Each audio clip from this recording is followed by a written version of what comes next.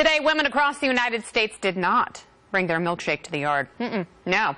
They have been highlighting the importance of ladies in society and the gender pay gap by going on strike from work and shopping. No, that's so sexist. It's a day without a woman. We're told a number of schools in at least 4 states were closed today because teachers didn't show up. So what about the moms who had to stay home from work to watch the kids? They weren't protesting at all. They're just losing money. Now, regardless, Democratic women in Congress staged a walkout in solidarity. Should I storm out of the studio right now? No! I'd rather discuss this whole thing with the Independent Women's Forum Executive Director, Sabrina Schaefer. Welcome back, Sabrina.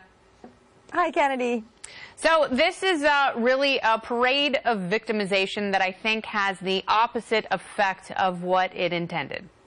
What do you think? I absolutely think, yes, I think that this may be the progressive left sort of overplaying their hand. I mean, none of this is new, of course. We've talked a lot about this idea of the woman as victim narrative that comes so often from my liberal counterparts. But I think the big difference here is because, of course, Americans historically have always had protests and marches, and that's great when there is a systematized, institutionalized problem that we're trying to fight against, like institutionalized racism or the suffragette movement, when we're actually trying to achieve the vote for women.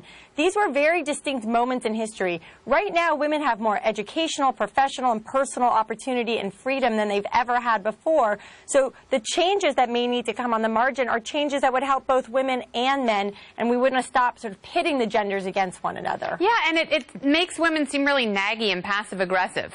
When, you know, the whole idea is, you don't appreciate me, so I'm just going to disappear for a day, and then you're really going to be sad. Really plays against stereotypes, ladies. Yeah, and it's a terrible message for boys and men. I mean, I think about what I would say to my son today or to my husband. I don't think that they need a reminder that the women in their lives are valuable to them. Because, again, we don't live in a vacuum, right? We have mutual relationships, you know, between women and their, spouses, friendships, employer and employees, professors and students. This idea that women are sort of systematically discriminated against and mistreated, it's a terrible message to send not only to women, but to boys, because it creates the sort of social norm that that's what you are. You're a misogynist. You're an abuser. You mistreat women. Rather than saying, hey, look at all the great husbands out there. Look at all the great employers who applaud their female staff members, who give them raises and promotions. Let's focus on the good behavior. Yeah, absolutely. And follow a course and a message of positivity instead of saying, you men are the only ones left there and you are bad and you should think about what you've done because we are putting you in group timeout. I have a question. So the women who choose to work today, are they scabs? No, of course not. I mean, look, everybody has bills to pay and responsibilities to clients and customers, and I think that those women ought to be applauded.